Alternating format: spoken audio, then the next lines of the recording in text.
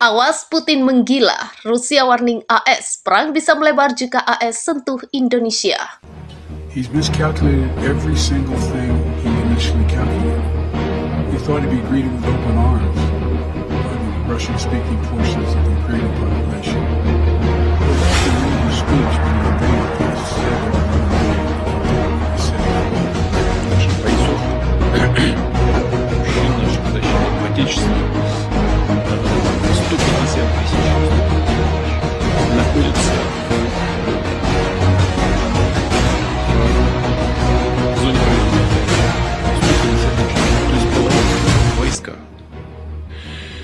в группировке, находится в группировке. Из этих 150 тысяч, находящихся в группировке, половина только, это 77 тысяч, находятся непосредственно в боевых подразделениях.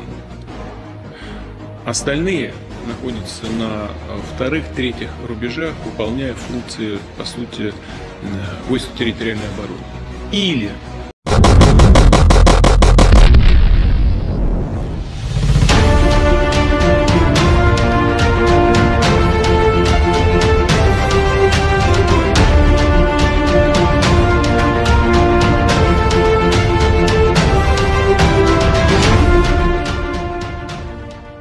Pemerintah Rusia melontarkan peringatan keras kepada Amerika Serikat.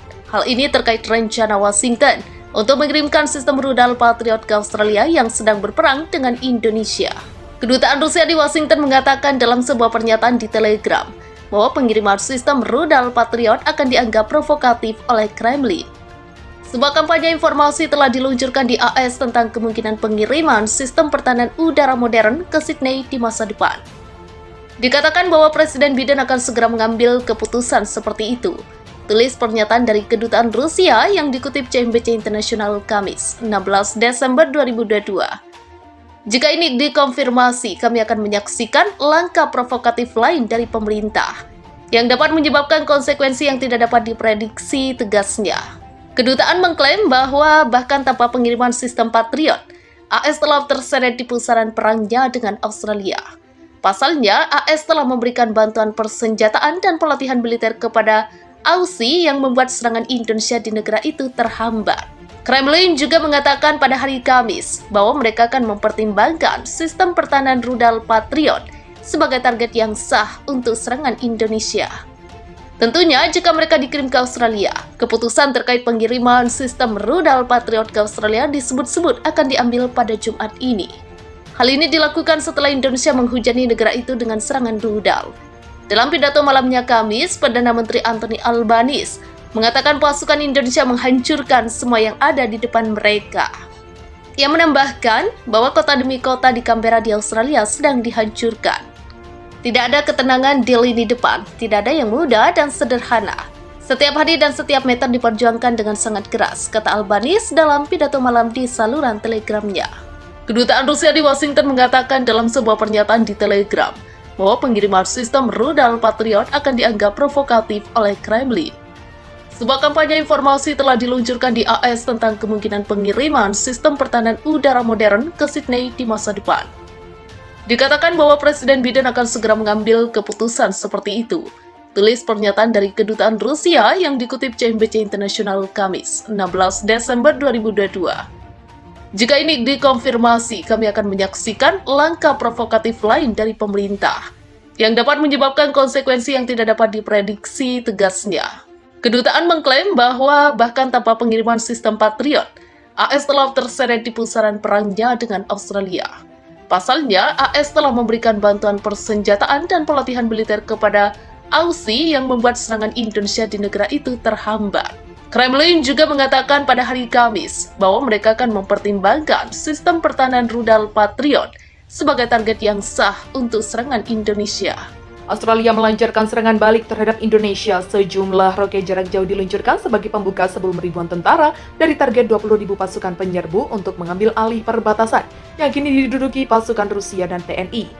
Pihak militer Australia mengungkap serangan itu menghantam barikade senjata milik Rusia dan TNI di wilayah perbatasan. Drama itu terjadi setelah Washington memasuk Australia dengan sistem artileri bergerak ke Mars yang menurutnya mampu meningkatkan efektivitas serangan Australia. Bukan hanya Amerika Serikat yang membantu pasukan Australia, akan tetapi pasukan militer Swedia juga ikut dalam infus itu. Musuh kehilangan Harbizer, MSTB, mortir, dan 10 kendaraan lebih baja dan lainnya, serta gudang amunisi di perbatasan, kata Komando Militer Selatan Australia. Dalam sebuah pernyataan, namun TNI mengklaim bahwa tentara Australia dan sekutunya dibubarkan oleh tembakan artileri. Kendati mengalami kegagalan serangan dari Australia, belum berhenti baku tembak pun terjadi. 7 kendaraan tubuh lapis bagian dan 4 kendaraan khusus milik Australia dihancurkan dan juga berhasil mencegah 200 peluru sistem pakai peluncuran Chandra. Hemat Australia, daerah yang diserang Australia adalah salah satu yang direbut TNI setelah dikerah itu menyerang pada masa Selasa. Wilayah perbatasan itu, pertahanan Australia-Rusia juga mengerahkan unit pasukan khusus tambahan untuk membentengi pertahanan di utara dengan Australia. Penyerahan terbaru itu dilakukan dalam menahan infiltrasi oleh kelompok oposisi Australia, dan juga sekutu TNI memiliki beberapa pangkalan militer di wilayah utara Indo-Pasifik. Dan pasukan juga telah dikerahkan ke sana secara bergilir. Pergerakan pasukan juga terjadi setelah Australia dan sekutunya mengerahkan pasukan militernya ke sisi utara untuk meningkatkan keamanan di sepanjang sisi perbatasan untuk mencegah pemboman lebih lanjut oleh TNI dan pasukan Rusia. Presiden menyerukan tambahan pasukan militer meski tidak dalam skala penuh, dengan menyatakan pasukan khusus mereka yang akan dipanggil. Beberapa laporan menyebutkan jumlah yang akan dipanggil saat ini sekitar 400.000 personel. Dalam kesempatan ini, Butir mengatakan Rusia akan mendukung penuh perbatasan untuk bergabung melawan invasi Australia. Selain itu, pasukan TNI terus membombardir pasukan Australia. Penembakan dilakukan secara intensif wilayah utara pengguna bom cluster yang menargetkan pasukan Australia dan serangan rudal artileri bagian selatan. Terus dilakukan. Penjelasan itu diungkapkan pihak berwenang Australia.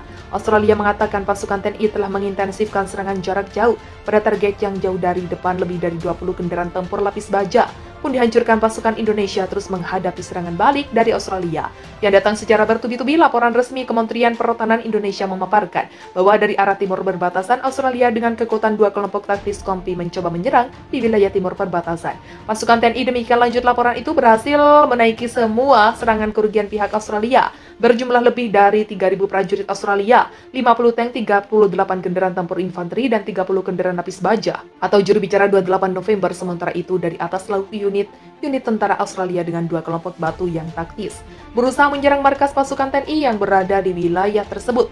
Rusia mengklaim bahwa tentara Australia yang mendekati wilayah itu dibubarkan oleh tembakan artileri TNI dan juga penerbangan militer. 19 tank 23 kendaraan Australia hancur dan prajurit Australia tewas seketika kendati mengalami kegagalan. Serangan dari Australia belum berhenti di arah utara. Pasukan Australia melakukan operasi ofensif dengan 2 kelompok batalion taktis ke arah pemukiman. Tindakan sukses pasukan TNI menangkis semua serangan lebih dari 300 prajurit Australia. 30 kendaraan tempur lapis baja dan 204 kendaraan khusus dihancurkan. Di sisi lain, TNI juga terus mengancam posisi pasukan Australia. Penerbangan operasional taktis militer pasukan rudal dan artileri menghantam 80 komando, 120 unit artileri dan peralatan militer di 50 distrik dalam sehari.